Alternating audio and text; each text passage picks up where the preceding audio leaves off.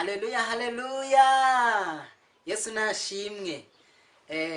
Amazina yanjye nitwa Habamungu Jean Damascene Yosua, bakunda kunyitabira ku mashyiga. Ndi umugabo, ndubatse, mfite umudamu n'abana batatu, ndashima Imana.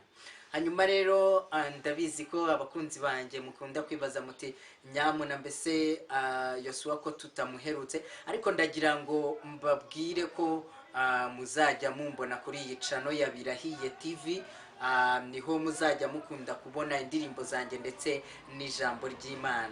Kuri iyi rero album ya gatatu nasohoye yitwa Birahiye, ndimo gushishikariza abantu ko Yesu Kristo agiye kugaruka. Nagira ngo rero muri izi ndirimbo nasohoye baririmbire n'indirimbo, dore ko nkunda kuririmba indirimbo zaririmbiye Imana, kuko niho nkunda gucisha ubutumwa bwiza. Mfite rero indirimbo yitwa Injyana muntu. Iyi minsi ni injyana muntu, utitonze nyamuneka yaduheza umwuka. Nagira ngo rero mbere na mbere hanyuma ntangire nyibaririmbira, ariko mbere yuko mbaririmbira nagira ngo mbanze mfate aka kanya dusengane Imana, hanyuma tuze no kuganira ku ijambo ry'Imana Uwiteka nshyize ku mutima. Ndagushimye Data uko uri kumwe natwe ndetse n'abaduteze amatwi. Ndakwinginze kugira ngo iki gitaramo tugiye kugira kinezeze buri muntu wari wese, ariko ubutumwa bwawe bwiza budufashe guhinduka kugira ngo twitegure ijuru.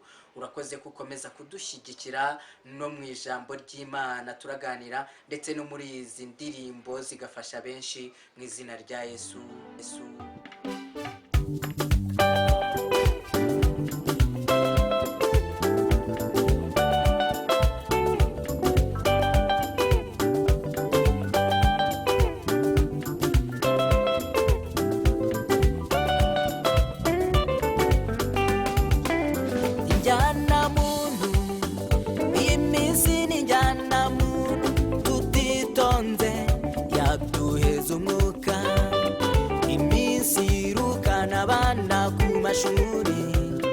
Iminsi irukana abasenga mu nsengero, iminsi duhisha amasuri katwambika agapfukamunwa. Iyi minsi ni ya nyuma, uzi ubwenge asenga Imana. Yesu ndamukunda, yarabiduteguje ngo tutazatungwa n'impanda tutiteguye. Aduha ibimenyetso, atubwenge buzagwe, urukundo ruzakonja, azaza indwara z'ibyorezo. Ngaho namwe nimumbwire, iki iminsi yatse ndabonaho bukera, irabyara umuriro.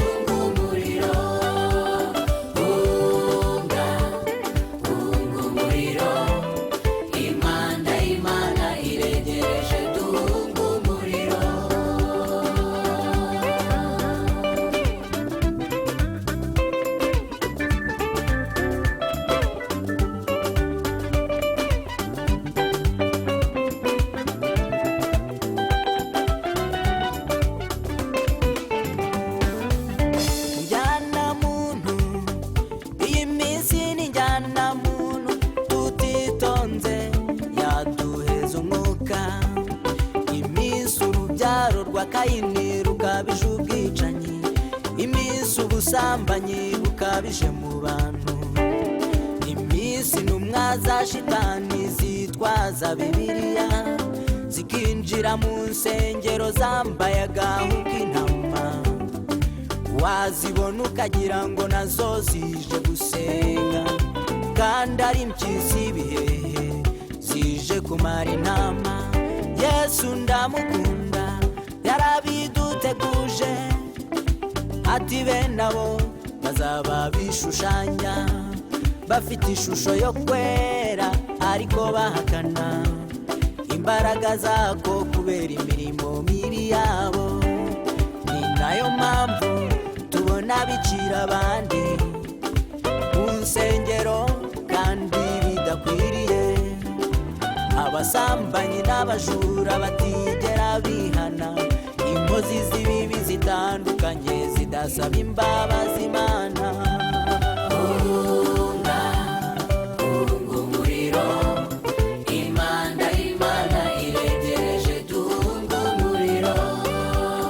Hunga umuriro, Imana iregereje, duhunga umuriro.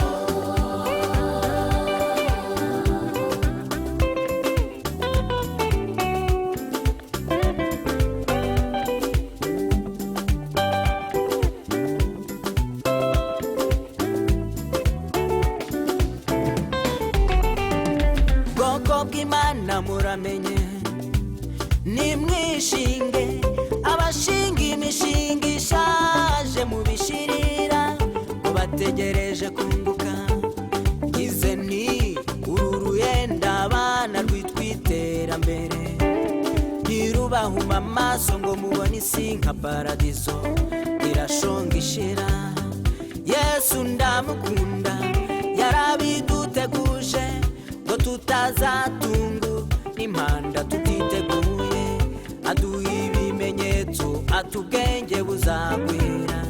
Niyo mpamvu iri terambere ari iry'umubiri gusa, abantu babura umwanya wo kujya gusenga, ariko uwo gusambana wo bakawubona.